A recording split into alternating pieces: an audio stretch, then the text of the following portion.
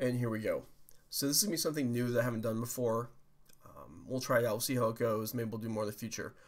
What we're going to do here is a short video on how to beat KCI with Tron. Because I've seen a lot of comments. People are struggling with this. And there's a Modern Open coming up this weekend.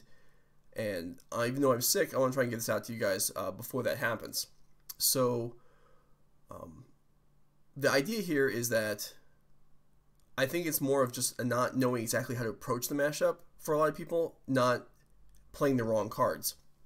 But I'm going to go ahead and show off what my current build of the deck is right now, just to give us a starting point for what we're talking about. Main deck, obviously there's a lot of automatic cards in Tron. These are the kind of the more variable slots and what I'm playing in those spots.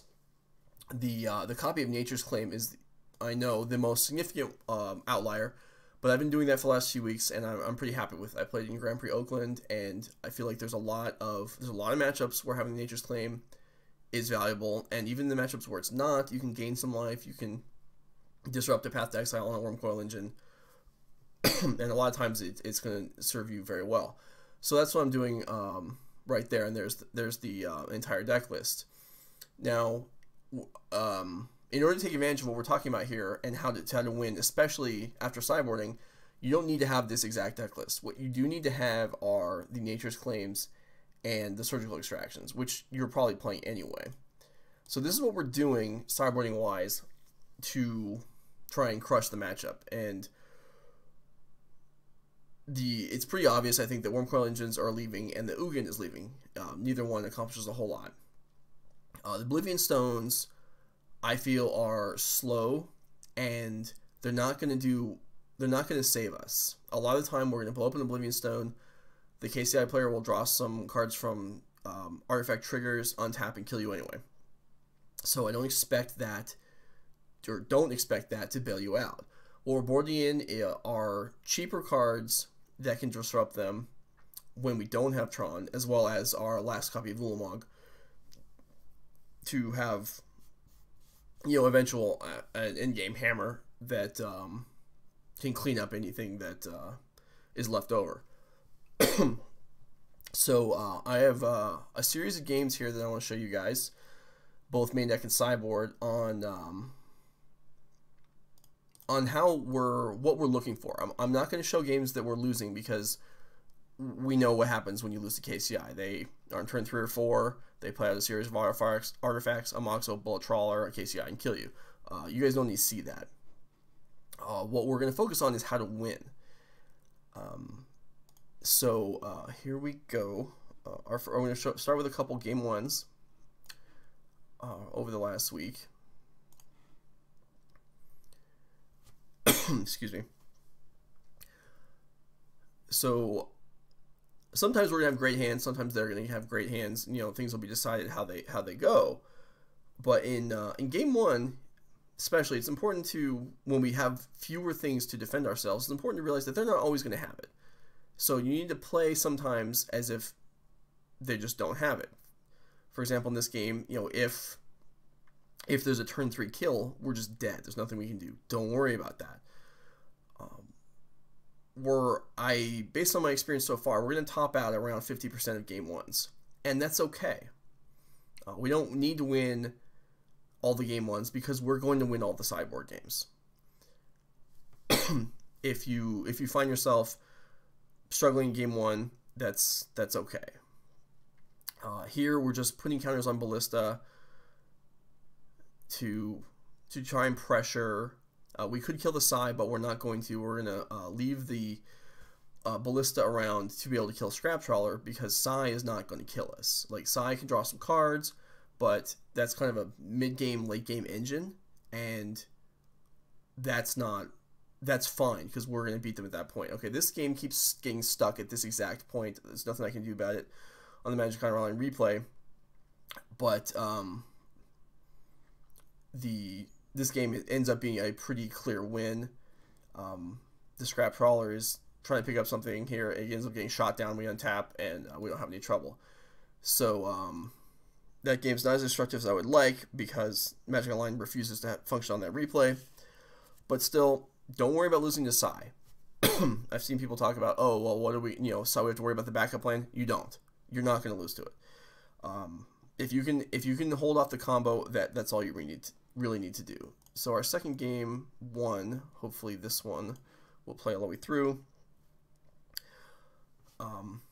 This game is going to showcase the power of Ballista alongside Relic of Progenitus to keep us safe. Now, again, we have Tron on turn 3, which is nice. And we aren't going to be winning too many game ones with busted draws where we mull to 5 or 4 and don't accomplish anything. You're going to lose those games anyway. We're not going to worry about that. The point here is to show how we're winning. Now, here, we could have played a Ballista on 3, but if we do that, we can't hold up the Relic activation. So we're going to just go ahead and hold on to it. Again, our opponent does not have an immediate combo, which is fortunate for us. And here we have Ballista with Relic protection. So we can kill a Scrap Trawler and then remove the graveyard and be safe. Which again is what we're looking for. I really believe the pressure is not on us to perform, it's on them. So you just have to protect yourself and stay alive. This hand isn't anything special. Obviously neither is his. But we have our Ballista here, and it's doing some work, and that's all we need at the moment alongside the Relic.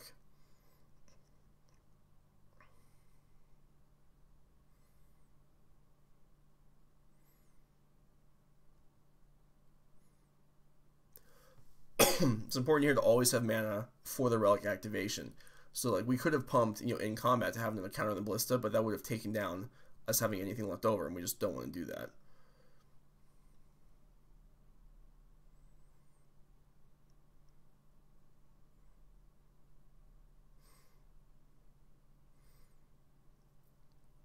So here, our opponent, gets Inventor's Fairs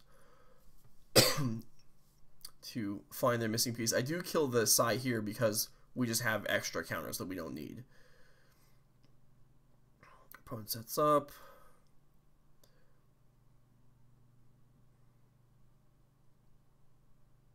And just gives up because they're just dead. Now, maybe they are out of stuff.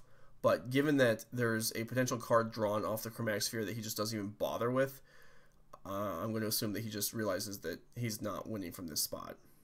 Spellbomb's in the graveyard, you can't get it back, Psy is gone. Spine could still kill everything, and you could attack with Scrap Trawlers, but it's just he's not going to be able to get there. So again, these games may look easy, but these are just the game ones that we're winning. We're not winning all of the super hard game ones. I just want to illustrate how things are developing. Now this is the final game one that we're going to look at. In this game we do draw the main deck copy of Nature's Claim. Now obviously that's a positive. But the point here is that to be conservative and to just not, I think probably a lot of people, and I'm guessing here, I don't know, are just dying in situations where they shouldn't be. So again, we're not going to tap out for anything really. Another thing to take note of here, and this applies in cyborg games as well, is that Nature's Claim often will leave your opponent very low on resources, like we have in this situation. They're going off with Ironworks and Scrap Trawler. We kill the Ironworks in response. Now, if they have another one, we're probably dead. But they don't, and a lot of the time they won't, because that's asking a lot. And then, so they do the best they can to recover, but they're on significantly lower resources now.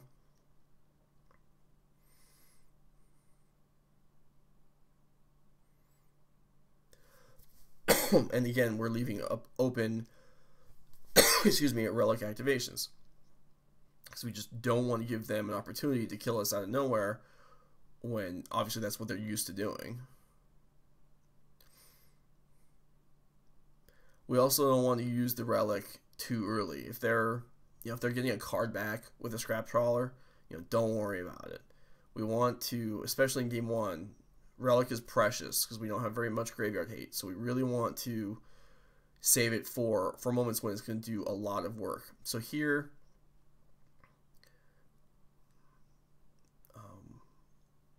let the star go through, we let the Mind Stone go on the stack, and then the Ballista is just going to kill everything, and we're going to exile both Scrap Trawlers without letting anything come back with Karn on the board, and Ballista still surviving, and we're obviously in great shape.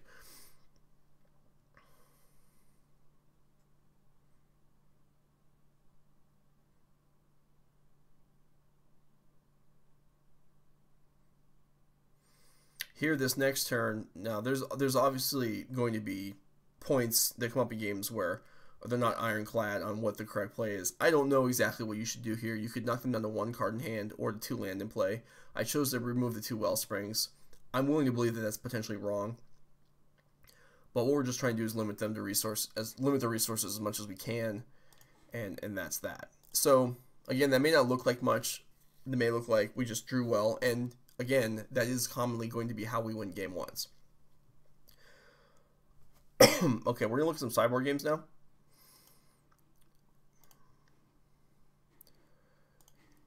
So again, sideboarding, like I suggested on the at the beginning,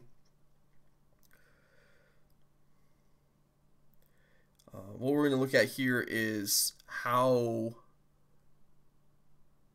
simple, more or less, it is to win, or how feeble their deck is after you've comboed them out. And by combo them out, again, I'm talking about Nature's Claim and Surgical Extraction.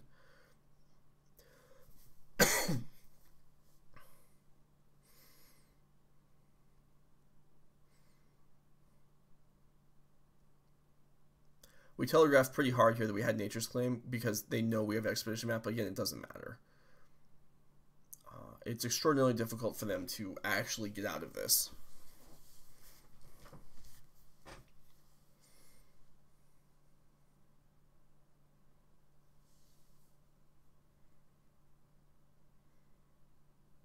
In this case, our opponent is able to cast a Spine of Ishtar, destroy a land. It doesn't matter. And Magic Outline's going to lock up on this replay again. But this game, I believe our opponent had Nature's Claim in hand. They kill the Nature's Claim. I'm sorry, they kill the Spine with the Nature's Claim, recast it, kill another land, and we absolutely destroy them because there's just nothing left in their deck. So hopefully Magic Outline cooperates a little better as we move into more of our sideboard games. But the point of that one was that just you can be conservative. If you have our version of the combo, you're not in any.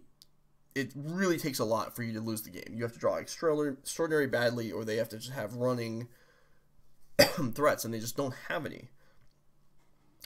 Okay, we're looking for. There we go. For this sideboard game here. Again, we have a totally fine hand. Drawing another Tron land is nice, but what we have is just a relic which stalls for time to get everything else online.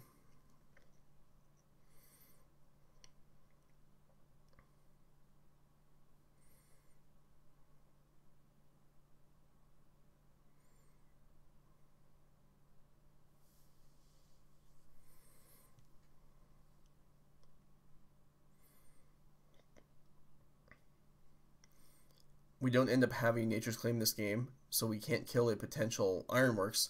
We do, however, eventually have a Ballista, which works just as well against Scrap Trawler. We can't kill the Ballista, but we can't kill the Ironworks, but you only have to kill one. You don't have to kill both.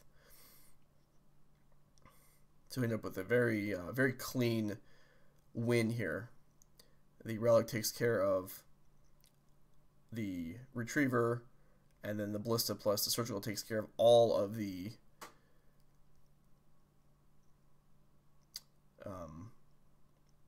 Scrap Trawlers.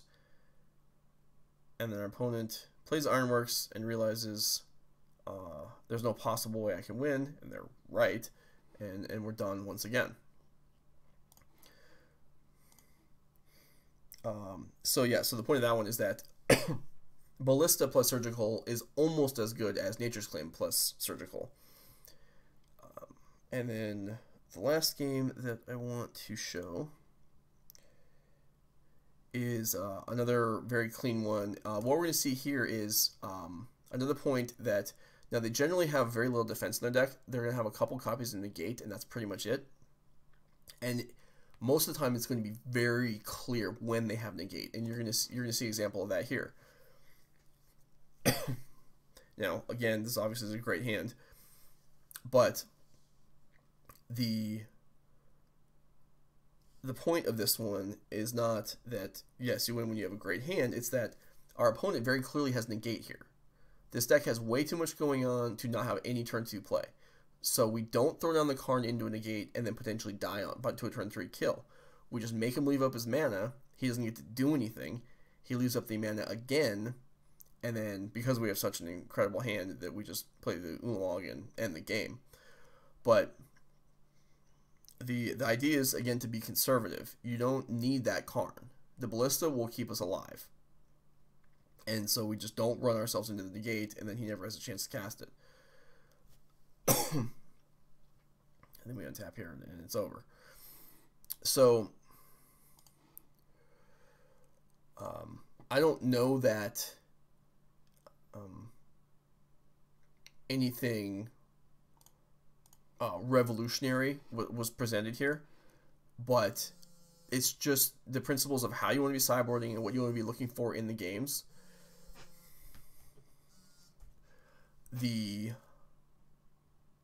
My game score so far with this current build, I'm running at 50% in game 1, which I think is just fine, and 90% sideboard games.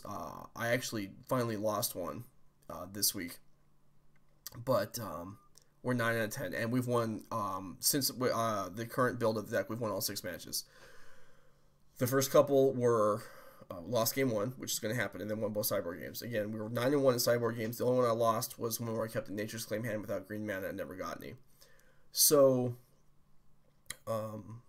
whether your build is, a copy of mine or a similar one, and most of them are, similar, even if you're not trying, they're just, the decks have built, there's not a lot of variation among different Tron decks. I think if you follow the ideas of being conservative, bringing Nature's Claims and surgical extractions, you can win this matchup. And not only can you win it, I think you can dominate it.